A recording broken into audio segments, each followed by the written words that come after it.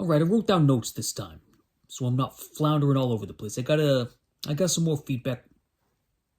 I got some more feedback on the last video, said I ran a little long again, so I'm going to try to keep it in 5 minutes. 5 minutes we're going to try for. Streetwalkin. That's what I watched. I watched it on Amazon Prime. I may have watched the wrong movie. I was under the impression that this was going to be a educational, great courses on how to walk on the street properly, because I have a lot of problems walking. Oh, nope. There goes my glasses. I have some trouble walking. It's doable, but I thought maybe this would clear things up for me, but apparently it's about something else. Well, let's see. The tagline on the poster there is, she dropped out of high school this morning. Tonight, she's a Times Square hooker. Wow, that is heavy stuff. I can't make jokes about that. The film opens with this girl coming off of a train station with her little brother, Tim. She's calling her mom and saying, Mommy, you got a drinking problem. You got to stop it. And this man, this real smooth looking man, he's clocked her since she got off the train. And he approaches her, asks her why she's crying, says she's breaking his heart. He wipes her tears out of her face. They move in together to an apartment. I actually don't know how much time has passed. She gets spruced up real quick. She's fallen in love with the man. He's a handsome guy. He really is a good-looking guy. I can see what she sees in him. This is Melissa Leo, by the way. I didn't even know that she was in movies before Frozen River, which I remembered enjoying, and that was being a big deal when it came out. I think she got an Oscar nomination for that one. I can't remember, but she got some heavy talk, some heavy awards talk. She was in Prisoners too, wasn't she? Wasn't she in Prisoners? Well, she's really young. She's really young here. She's got to be dropped out of high school this morning. I don't know how old she is, but she's young. She moves in with this charismatic pimp named Duke. He is a smooth, charismatic pimp. I will give him that. And they got good chemistry, those two actors. I believe the relationship. I believed them. I believed that they were electrifying on screen and elsewhere. Let's see, on my notes here, I got, there's a bouncer in I think it's a strip club. If it's not a strip club, it's got topless dancers, both men and women, topless, dancing around on a stage, and we see the same two dancers about 47 times. It keeps coming back to them. Anyway, the bouncer in the club's got a classic WWF hat on, and this is 1985, so we're talking the beginning of the Holcomb. Rest in peace, or not. He was kind of a jerk. Rest in slight discomfort, maybe. I don't wish ill upon anyone, regardless, but God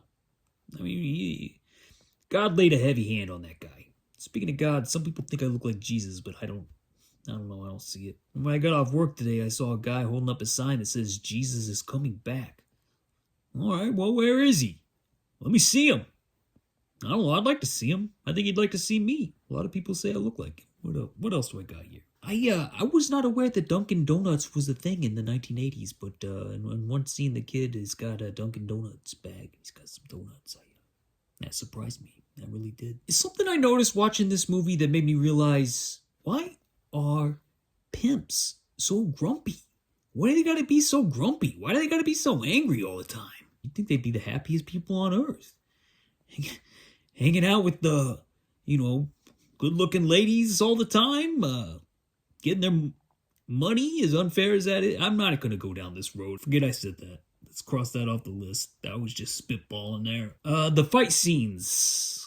Low-rent karate fighting is how I would describe the fight scenes. Not very well choreographed, but there was like some Ninja Turtle kicks in there. I saw like a Mortal Kombat style high kick, where they jump in the air with the foot out. Thought I recognized the kid. Tim, I thought I recognized him. I was racking my brain for about 45 minutes, and then in the middle it hit me. And I thought I had him pegged. I thought it was Campbell Scott. Thought, yeah, it's about the right age, maybe, maybe a little younger, but it looked like Campbell Scott to me. I was like, there's Mr. Roger Dodger himself for all the Campbell Scott heads out there. But, after it was over, it turns out it was not Campbell Scott. It's that other guy who looks kind of like him, who is in. Can you hear me? Okay. My stomach's growling. My tummy is growling. You hear my tummy? My tum is going. Is the drummer from That Thing You Do, is he a Scott boy also? George C. Scott had some kids, and they're not as masculine as he is. I don't know. I thought he would have been spitting barbarians out of him. He's such an alpha, he's such a man's man, that George C. Scott. But I think he's got Campbell Scott and Thomas Hayden. No, wait, that's not it. Thomas Everett Scott? Shades? Is that a Scott? Am I not remembering this right? The more unhinged Duke gets in this film, the worse his acting gets, I must say. He gets some, when he's like, he gets disheveled. Like, he starts, once the plot turns against him, he just starts looking dirtier and sweatier and bloodier, and he just, the acting gets real clenched teeth acting style. And there's one scene where he does the thing where he destroys his own apartment, and it's bad. Like, I don't know, they probably couldn't do a second take because he was actually destroying the apartment, the set. They're like, oh, we ain't gonna rebuild this shit again. Duke has destroyed it. Good enough. Even though I think in the background in the other room you can see a gaffer shadow moving around back there. It's rough. It's not one of the best tearing up the apartment scenes that I've ever seen. That's gonna go to Gyllenhaal, I think, in Nighthawks? Night Vision? Nightcrawlers? Yeah, that's what it was. That was a good one. I haven't seen that since it came out. I gotta watch it again. Maybe I'll review it. Let me know in the comments. Anyway, as far as my rating goes, I give it 2.5 thumbs up. What is that noise? Did you hear that? What?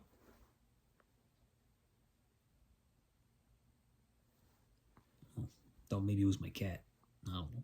2.5 thumbs up. I know that's close to 2 thumbs up. I don't do 2 thumbs up. That's copyrighted. I cannot do that.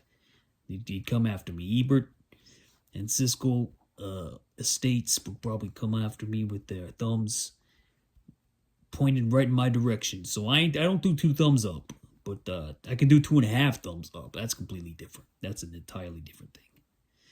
So I give this one 2.5 thumbs up. Even on the exploitation scale, I think that this movie has been done slightly better. You may have seen a movie called Angel. It's a tough watch, but I think that one's more entertaining overall. And the sequel, Angel 2, I think was pretty good. And then I think Angels in the Outfield, was that the third one? That was a good one too. Angels in the Outfield, yeah. That's when Angel joined the Little League. She joined the Little League. Street walking, telling me lies. Street walking. That's street walking. Hey, did you see her? I heard her. Penny. See if I can find her. Penny.